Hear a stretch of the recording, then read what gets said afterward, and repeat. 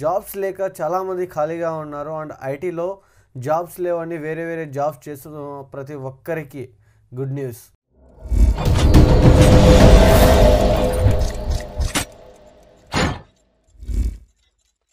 Hey guys, welcome back to our channel. This is Rishikesh. ఈరోజు ఐటీలో hiring ఎలా జరుగుతున్నాయి, అసలు కంపెనీలు ఏం చెప్తున్నాయి అనే దాని గురించి ఈరోజు తెలుసుకుందాం.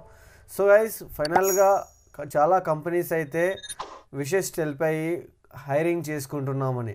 చాలామంది స్టూడెంట్స్ ఎవరైతే కోచింగ్లకు వెళ్ళి ఇన్స్టిట్యూట్లకు వెళ్ళి కోర్సులు నేర్చుకొని ఖాళీగా ఉండి లేదా వేరే వేరే జాబులు చేసుకున్న ప్రతి ఒక్కరికి ఫైనల్గా కంపెనీస్ గుడ్ న్యూస్ చెప్పాయన్నమాట. సో రీసెంట్గా ఒక 4-5 డేస్ నుంచి నేను ఆర్టికల్స్ అనేది చదువుతున్నాను. మోస్ట్ ఆఫ్ ద కంపెనీలు అన్నీ హైరింగ్ చేసుకోవడానికి రెడీగా ఉన్నాయి.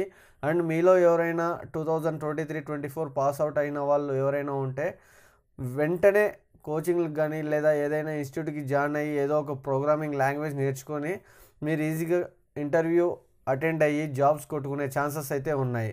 సో బేసిక్గా నేనేమంటున్నానంటే లాస్ట్ 2 ఇయర్స్ నుంచి ఎవరైతే వెయిట్ చేస్తున్నారో వాళ్ళు జాబ్స్కి కన్సిస్టెంట్గా అప్లై చేయడం మానేశారు. ఎందుకంటే నాకు తెలిసి వాళ్ళు ఒక హండ్రెడ్స్ ఆఫ్ జాబ్స్ని అప్లై చేసి టైర్డ్ అయిపోయి ఉంటారనమాట. సో ఫైనల్గా ఏదో ఒక జాబ్ చేసుకోవాలి అని రియలైజ్ అయ్యి ఫ్యామిలీ ప్రాబ్లమ్స్ కానీ సిచ్యువేషన్స్ కానీ బెంగళూరులో హైదరాబాద్లో పీజీలకి డబ్బులు కట్టుకోలేక బయట ఖాళీగా ఉండలేక ఏదో ఒక జాబ్ చేస్తున్న వాళ్ళు ఉన్నారనమాట. సో ఇలా చాలామంది జాబ్స్ చేస్తూ ఉంటే వాళ్ళకి ఇంటర్వ్యూ షెడ్యూల్ అవ్వడం చాలా కష్టం.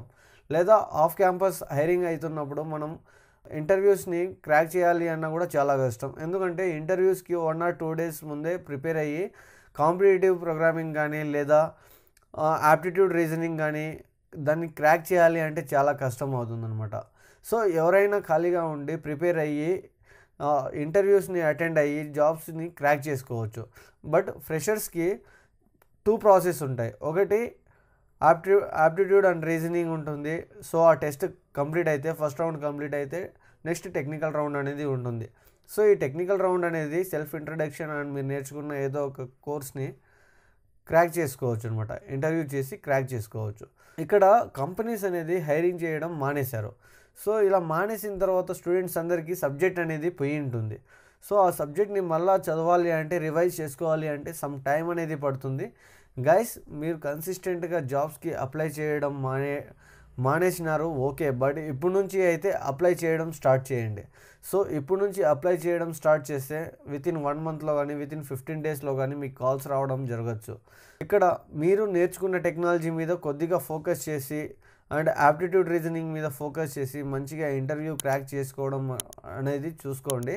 అండ్ నెక్స్ట్ థింగ్ ఏంటంటే చాలామంది స్టూడెంట్స్ 2022లో పాస్ అయిన వాళ్ళు 2021లో పాస్ అయిన వాళ్ళు చాలామంది ఫేక్ ఎక్స్పీరియన్స్ పెట్టి కంపెనీలో వెళ్ళి పిఎఫ్ కానీ జనరేట్ అయ్యి ఉంటుంది. సో ఇలా చాలా ఫేక్ ఎక్స్పీరియన్స్ పెట్టుకొని చాలా ప్రాబ్లమ్స్ అనేది ఫేస్ చేస్తున్నారు అనమాట. సో ఇలా చాలామంది ప్రాబ్లమ్ని ఫేస్ చేస్తున్నారు. వీళ్ళు ఎలా బయటికి రావాలి అని ఆలోచిస్తే వాళ్ళకి ఛాన్స్ లేదు. పోతే జాబ్ పోతుంది, ఇన్కమ్ అనేది జనరేట్ అవ్వడానికి వేరే ఛాన్స్ లేదనమాట. సో చాలామంది జాబ్స్ కూడా పోగొట్టుకున్నారు అండ్ ఇన్కమ్ కూడా జనరేట్ అయ్యి వాళ్ళ పిఎఫ్ కూడా క్రియేట్ అయిపోయి వాళ్ళకి ఫ్రెషర్గా జాబ్ చేయాలన్నా కూడా కష్టం అయిపోతుంది. వాళ్ళకున్న ప్యాకేజ్కి ఇప్పుడు తక్కువ ప్యాకేజ్లో జాబ్ చేయాలన్నా కూడా చాలా కష్టం అవుతుందన్నమాట. సో ఇలాంటి సిచ్యువేషన్లో ఏం చేయాలి అంటే పర్ఫెక్ట్గా మీరు ఏదైనా ఒక టెక్నికల్ కానీ ప్రోగ్రామింగ్ లాంగ్వేజ్ నేర్చుకొని మీకున్న ఎగ్జిస్టెడ్ సర్టిఫికేట్స్తో మీరు ఈజీగా జాబ్ అనేది క్రాక్ చేసుకోవచ్చు.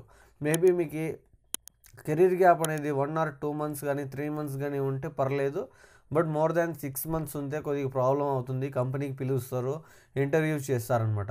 సో జాగ్రత్తగా ఉండండి గైస్. ఎందుకంటే తొందరపడి ఫేక్ ఎక్స్పీరియన్స్ మీద వెళ్ళి జాబ్స్ కొట్టుకొని మీరు పర్ఫార్మెన్స్ బాగాలేక బయటికి వచ్చేయడం ఇలాంటివి చేయొద్దండి. ఏదైనా పర్ఫెక్ట్గా నేర్చుకొని పర్ఫెక్ట్గా మీరు మాట్లాడి మీ కాన్ఫిడెన్స్గా ఉండి ఏదైనా టాస్క్ని కంప్లీట్ చేసేంత క్యాపబిలిటీ మీలో ఉంటే మీరు వెళ్ళొచ్చు అనమాట.